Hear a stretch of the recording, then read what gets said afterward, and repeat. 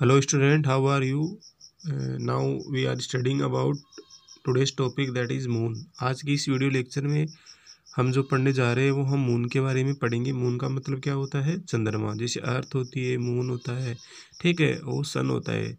तो मून का मतलब क्या होता है? चंद्रमा। अर्थ का मतलब क्या होता है? पृथ्वी। और सन का मतलब क्या होता है? सूर्य। तो हमने पिछले वीडियो में जो अर्थ है उसके स्ट्रक्चर के बारे में पढ़ा था, उसके बाद में सन के स्ट्रक्चर के बारे में पढ़ा था। ठीक है, जो सन होता है वो क्या होता है? एक बड़ा सी जो फायर और गैस का एक गोला होता है, ठीक है, जिसमें हीट होती है और लाइट होती है। उसी प्रकार से एक मून होता है, तो वो मून क्या होता है हमारे पास में, जिसको हम चंद्रमा बोलते हैं। तो मून हमारे पास में एक नेचुरल सैटेलाइट होता है अर्थ का। ठीक है, moon is the natural satellite of the earth. Moon होता है वो अर्थ का एक नेचुरल सैटेलाइट होता है and has no light of its own. और इसमें किसी प्रकार की खुद की लाइट नहीं होती। जैसे हमने पढ़ा था कि जो सन होता है, ठीक है, सूर्य होता है, तो उसमें खुद की लाइट होती है, ठीक है, और उसमें हीट होती है, मतलब उसमें गर्मी भी होती है और उसमें रोशनी भी होती है।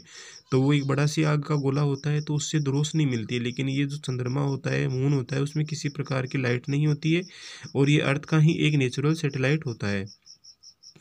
उसके बाद में देखो लार्जेस्ट नेचुरल सैटेलाइट, ठीक है, ये सब ये भी एक बड़ा सी जो लार्जेस्ट नेचुरल सैटेलाइट होता है सोलर सिस्टम का, जिसमें बहुत सारे प्लैनेट्स होते हैं, जैसे अर्थ हो गया, मून हो गया, नेपच्यून हो गया, ठीक है, यूरेनस हो गया। ये बहुत सारे जिस प्रकार से प्लैनेट्स होते हैं उसी प्रकार से मून होता है, ठीक है। तो ये नेचुरल सैटेलाइट होता है, ये सबसे बड़ा, ये भी इन बड़ा होता है, काफ़ी बड़ा होता है।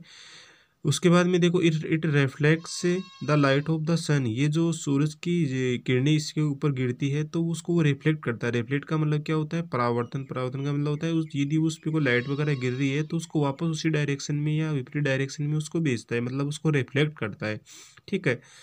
उसके बाद में देखो 3,84,600 अवे फ्रॉम द अर्थ, ठीक है, ये पृथ्वी से 3,84,600 किलोमीटर दूर है, ठीक है। ये मतलब अर्थ और मून के बीच में जो डिस्टेंस होती है वो कितनी होती है? 3,84,600 किलोमीटर, ठीक है। एंड इस takes around 27 days to complete one orbit around the earth. और ये अर्थ के एक चक्कर काटने में इसको कितने दिन लगते हैं? 27 दिन। जैसे अर्थ अपने एक्सेस पे घूमती रहती है तो अर्थ के ये चारों तरफ से राउंड करता है और इसको कितने दिन लगते हैं चक्कर काटने में? 27 days, ठीक है। मतलब 27 दिन में जो मून 27 दिन में जो चंद्रमा है, ठीक है, तो वो अर्थ के चारों तरफ चक्कर काट के अपना एक ही राउंड पूरा कर लेता है।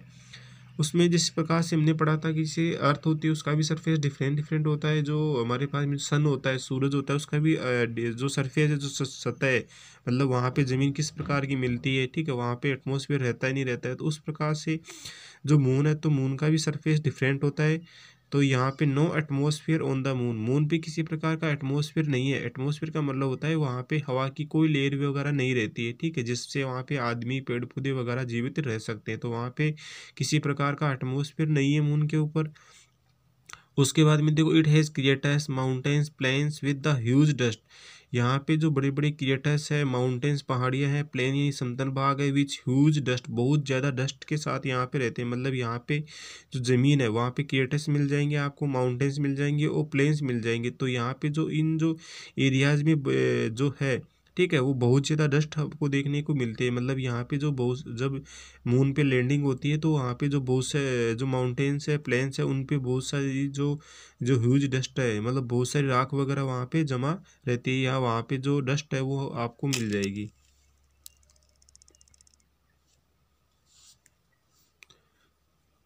Moon has a crust upper and lower mantles and iron rich core in the centre. जैसे हमने पढ़ा था कि जो हमारे पास में अर्थ थी उसकी 3 लेयर होती है, क्रस्ट ऊपर वाला भाग, मेंटल मिडल वाला भाग, और कोर होता है सबसे सेंटर वाला भाग। तो वैसी प्रकार से मून है, तो मून के जो मून है ये क्रस्ट, मून की जो लेयर होती है ऊपर वाली, तो उसको हम क्या बोलते हैं? क्रस्ट। उसके बाद में देखो लोअर मेंटल्स, जो नीचे वाली लेयर होती है उसको क्या बोलते हैं? Mental and iron.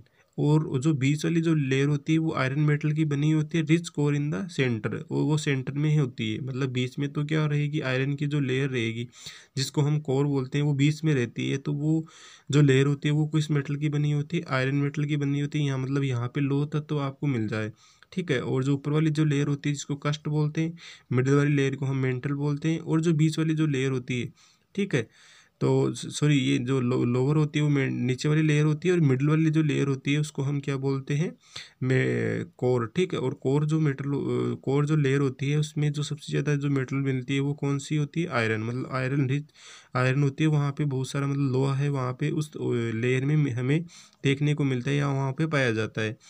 उसके बाद में देखो 1/6 gravity with respect to the earth. यहाँ पे जैसे हम ज़मीन पे जैसे किस चीज़ को फेंकते हैं तो वो चीज़ होती है वो वापस ज़मीन पे गिर जाती है। क्यों गिर जाती है? क्योंकि जो हमारी जो ज़मीन होती है, हमारी जो अर्थ होती है, उसमें एक ग्रेविटी फोर्स लगता है। ग्रेविटी फोर्स का मतलब क्या हो गया कि पृथ्वी से यदि कोई चीज़ ऊपर जा रही है, ठीक है, तो हमारी जो अर्थ है उसमें एक फोर्स लगता है, उस चीज़ को वापस वो अपनी तरफ खींच लेती है, जिसकी वजह से कोई चीज़ ऊपर नहीं जा पाती है। ठीक है, तो यदि जाती है तो उसको बहुत सारा फोर्स लगा के उस ग्रेविटी को पार करना पड़ता है, तो वहाँ से अर्थ के जो जो अर्थ है उसके ऑर्बिट से वो बाहर निकल सकती है।